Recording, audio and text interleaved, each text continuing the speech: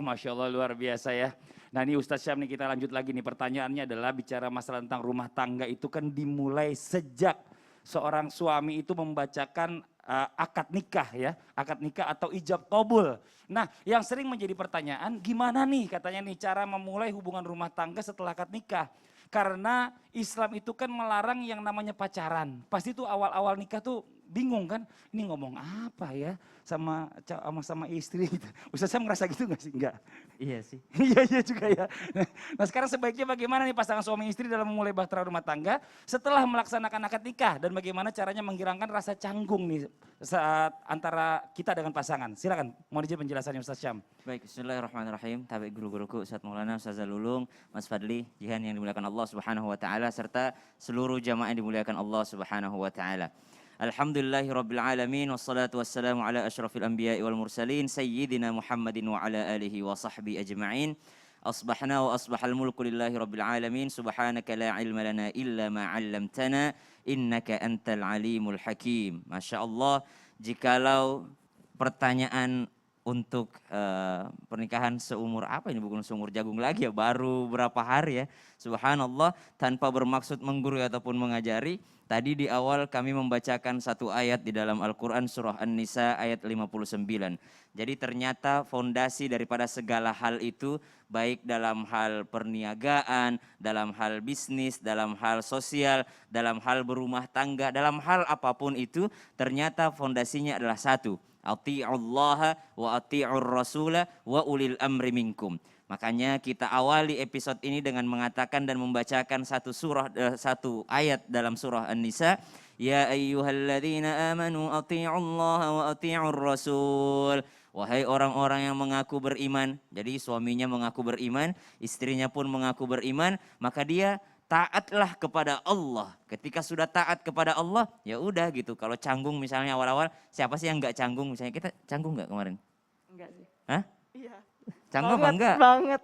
Canggung Ustaz Syam, banget gitu. kok kita nggak ditanya? Enggak kan nanyanya yang canggung siapa? Iya, Gitu. Subhanallah. Aku nanya canggung nggak kemarin? Kenapa nggak canggung? Kenapa nggak canggung kemarin? Yang awal sih canggung banget ya. Canggung banget awalnya, tapi terus Terus lama-lama kayak mengalir aja gitu. mengalir aja gitu. Karena sebenarnya fondasinya adalah ati'ullah, takut kepada Allah, taat kepada Allah. Apa yang Allah katakan, fondasi itu ya udah seperti itu.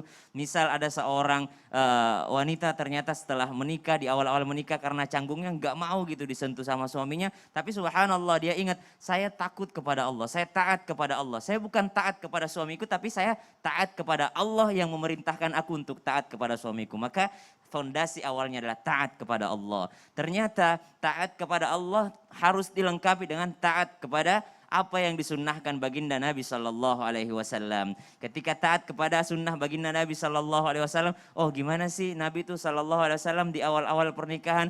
Oh Nabi Sallallahu Alaihi Wasallam dalam riwayat-riwayat bukan yang diceritakan awal-awalnya, tapi yang diceritakan selama berumah tangganya. Kenapa? Karena banyak yang dikatakan honeymoon gitu ya, honeymoon bulan madu sebulan doang ya, yang manis gitu. Tapi selanjutnya tidak manis lagi. Tapi Rasulullah Sallallahu Alaihi Wasallam dari awal sampai akhir hayatnya selalu baginda Nabi Sallallahu Alaihi Wasallam mengatakan khairukum li ahli wa ana khairukum li ahli. Sebaik-baik daripada kalian adalah yang paling baik terhadap keluarganya, dan aku yang paling baik terhadap keluargaku. Seakan-akan baginda Nabi SAW mengingatkan untuk kita semua untuk selalu berbuat baik kepada rumah tangga kita, kepada keluarga kita.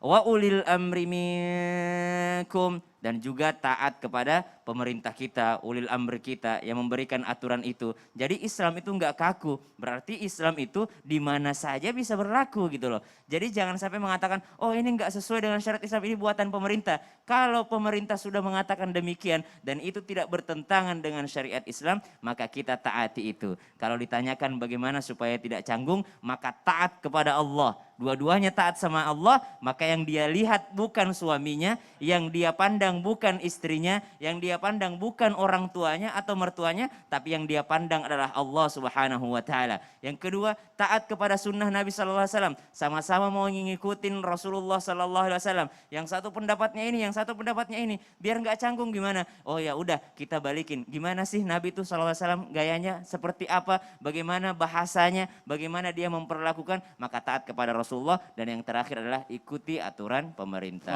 Masya Sadaqallahul Allah. adzim. Jadi intinya adalah atiullah wa ati rasul wa Wa ulil ulil amri amri. minkum ya gitu ya. Iya. Masya Allah luar biasa, jazakallah khairan katsiran. Makasih banyak Sama-sama, Ustaz Syam. Mas Adli. Nah sekarang kita coba ke Ustaz Zalulung nih. Ustaz Zalulung nih paling senior di antara kita menikah aja nih. Udah berapa tahun Ustaz Zalulung? Kurang lebih 23 tahun. Kenapa pakai kurang 10 lebih? bulan. Kenapa- Udah kenapa? mau 24 tahun. Oh, iya iya iya. Udah mau 25 tahun Udah gitu mau ya. 25 Masya tahun, ya Allah. Allah udah tua ya. Ya Allah, ya Rabbi. Tapi ini gini, saya pernah dengar nih katanya permasalahan-permasalahan biasanya yang muncul dalam rumah tangga ini bisa dicegah. Wah.